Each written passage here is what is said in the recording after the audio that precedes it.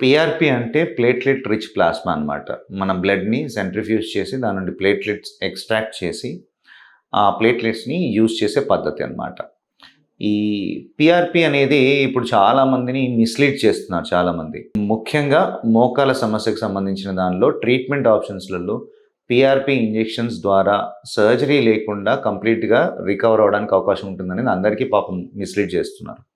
So, ఈ PRP అనేది మోకాళ్ళ అరుగుదల ఉన్నప్పుడు స్టేజ్ ఆఫ్ ద ఆర్థరైటిస్‌ని బట్టి మన పీఆర్పీకి కొద్ది వరకు రోల్ ఉందన్నమాట. ఆర్థరైటిక్ స్టేజెస్ అంటే 4 స్టేజ్‌లుంటాయి. సివియారిటీని బట్టి స్టేజ్ 1, స్టేజ్ 2, స్టేజ్ 3, స్టేజ్ 4 లాగా డివైడ్ చేస్తాం. అది మనకి ఎక్స్‌రే, స్టాండింగ్ ఎక్స్‌రే నిలబడి ఎక్స్‌రే తీసినప్పుడు ఆ సివియారిటీ అనేది మనకు అర్థమవుతుందన్నమాట.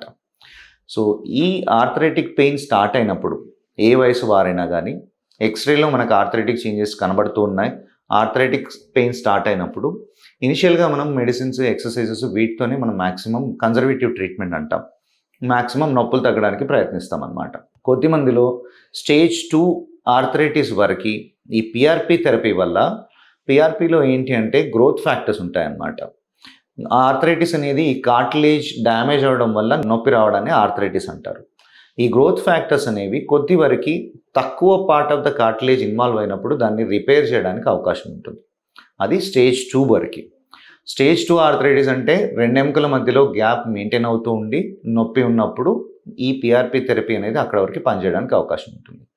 అలాగే స్టేజ్ 3, స్టేజ్ 4 ఆర్థరైటిస్ అంటే ఏంటంటే బోన్ ఆన్ బోన్. ఒక ఎముక మీద ఒక ఎముక మోకాలు లోపల వైపు ఉన్న ఎముక యూజువల్‌గా రెగ్యులర్‌గా మనం చూసేది ఏంటంటే లోపల వైపు గ్యాప్ అనేది కంప్లీట్‌గా తగ్గిపోతుంది. సో, ఈ బోన్ ఆన్ బోన్ వచ్చినప్పుడు మాత్రం పీఆర్పీ గానీ, వేరే కన్జర్వేటివ్ ట్రీట్మెంట్ ఆప్షన్స్ గానీ రాపిడ్ ఎక్కువగా ఉంటుంది కాబట్టి ఈ గ్యాప్‌ని ఇంక్రీజ్ చేయడానికి ఆ పీఆర్పీ ఏ రకంగా ఉపయోగపడదు. ఆ ఫ్రిక్షన్ కార్టిలేజ్ అనేది కంప్లీట్‌గా డ్యామేజ్ అవుతుందన్నమాట. డ్యామేజ్ అయిపోయి బోన్ కంప్లీట్‌గా ఎక్స్‌పోజ్ అవ్వడం వల్ల నొప్పి రావడానికి అవకాశం ఉంటుంది. సో, ఈ గ్యాప్ ఇంక్రీజ్ అవ్వడానికి అవకాశం ఉండదు.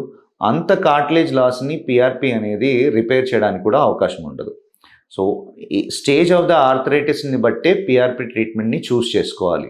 స్టేజ్ 3, స్టేజ్ 4 ఆర్థరైటిస్ వచ్చింది, నడక ఇబ్బంది అవుతుంది, అరగంట నడవలేకపోతున్నారు, అరగంట నిలబడలేకపోతున్నారు అంటే గనక డెఫినెట్‌గా నీ రీప్లేస్‌మెంట్ అనేది బెస్ట్ ఆప్షన్ అన్నమాట. మీరు తీసుకునే అదే మందులు, అదే నాణ్యమైన మందులు, కానీ సగం ధరకే. అవును, మెడ్ ప్లస్ బ్రాండ్స్ పై 50-80% తగ్గింపు.